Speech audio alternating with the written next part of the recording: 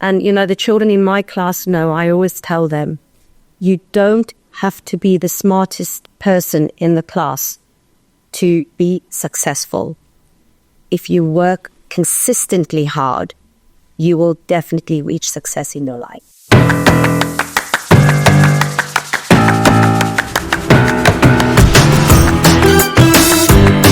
If I mess up, what if you mess up? I'm going to mess up for sure. No. I'm going to mess up.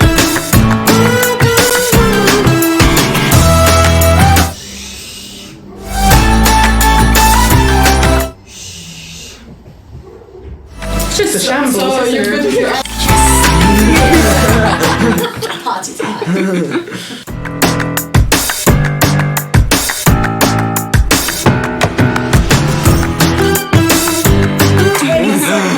That's half my life. So you can now work out what my age is.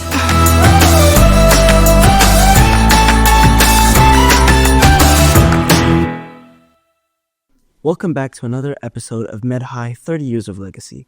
I'm your host, we're your hosts, Joan and Leticia, and we're continuing our journey of celebrating 3 decades of excellency, memories, and moments in MedHigh. In this series, we're speaking with the people who have been at the heart of our school's success. Today, we're thrilled to shine a spotlight on our junior school. We have an amazing guest joining us, one of the dedicated educators who helped shape the foundation for so many students here at MedHigh. Please welcome Mrs. Maria, the head of our junior school teacher and the teacher of grade 6, who has been with us for 27 years. Miss Maria was the very first junior school teacher hired when MedHigh opened, and she has seen the school grow from the very early days. She's also a mother of 3, and all of her 3 children graduated in this school. It's wonderful to have you, Miss Maria. Welcome. Thank you both. It's a pleasure to be here. Thank you, John. Okay, because I've seen John and his siblings grow from literally the day they were born. Okay, and it was lovely to welcome you when you and your family came here from Lebanon. Thank you. Now let's dive into the first question. How did you first get involved with MedHigh? Okay, so I studied teaching in South Africa. And then my husband and I moved to Cyprus. And I really wanted to teach in an English medium school. So obviously my first port of call was the American Academy, because at that time it was the only English medium school in Larnaca. So I went there, but unfortunately they rejected me. But I did not take that rejection as something negative, because I knew that there was something better for me. And in the summer of 1998, I heard advertisements on the radio that there was a place for teachers in a new school that was opening.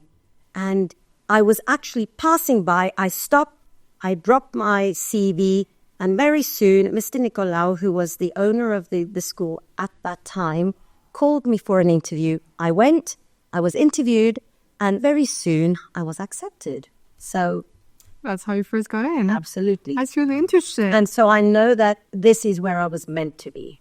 That's really nice. What do you think's the best part of working in MedHigh?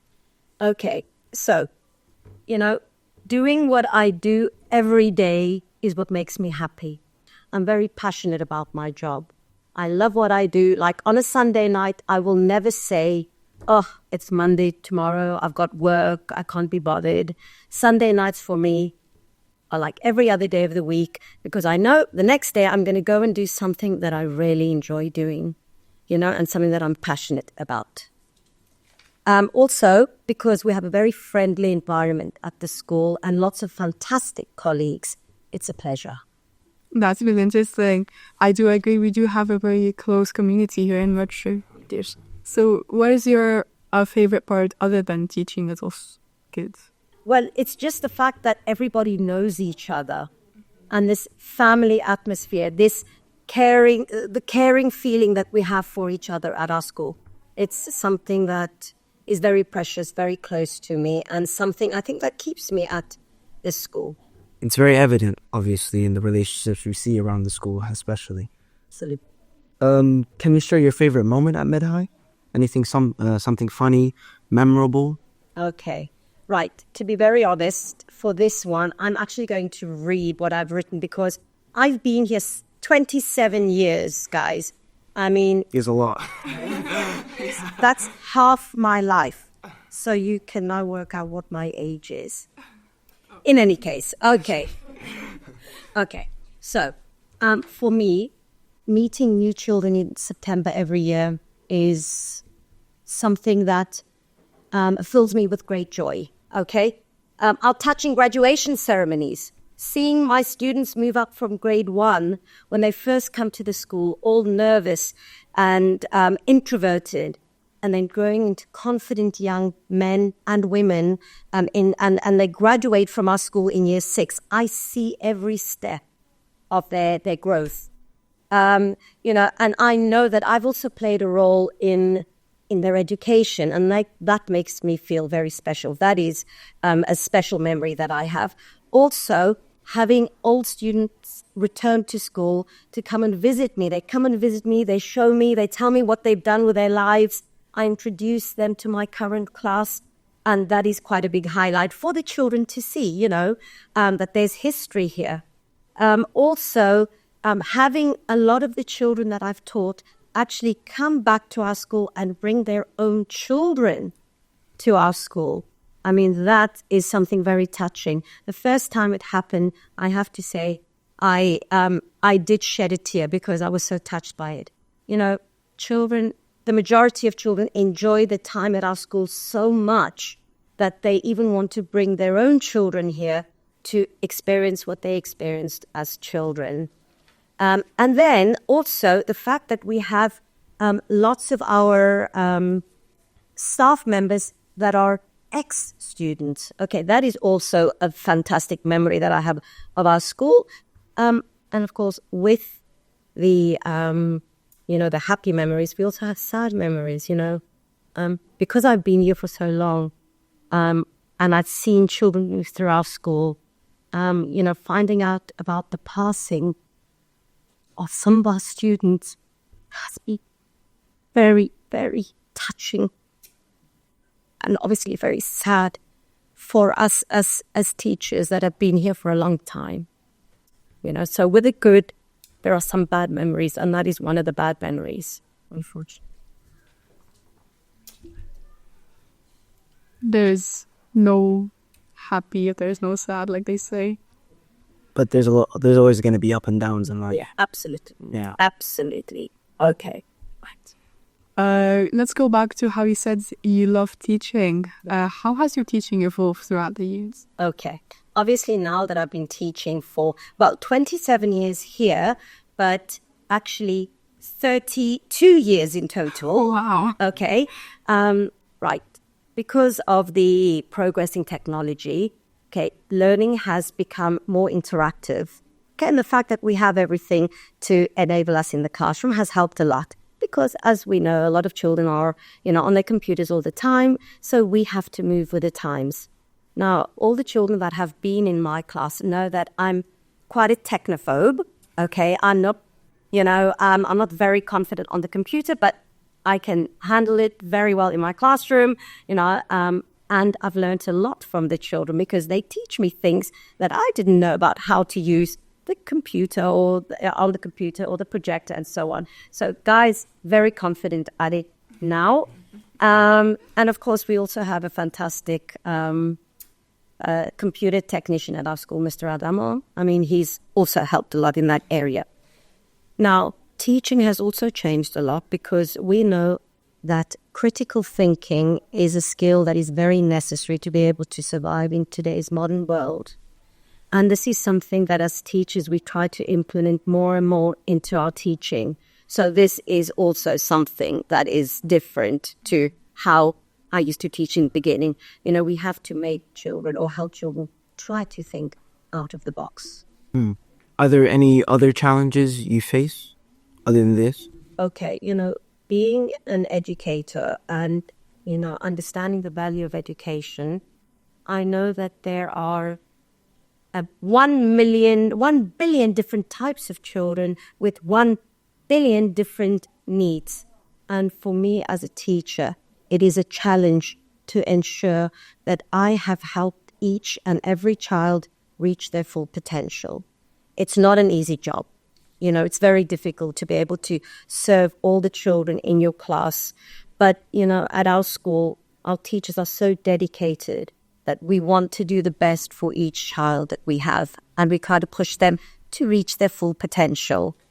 And something else as well, it's to get the children to accept each other for their differences.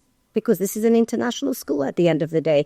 We all come from different cultures, religions, customs, traditions, and we need to learn to live with each other. And that's what we try to do as well, to help children accept each other. That's very vital for our future as well. Absolutely, for a peaceful world. What inspires you to keep doing what you do every day?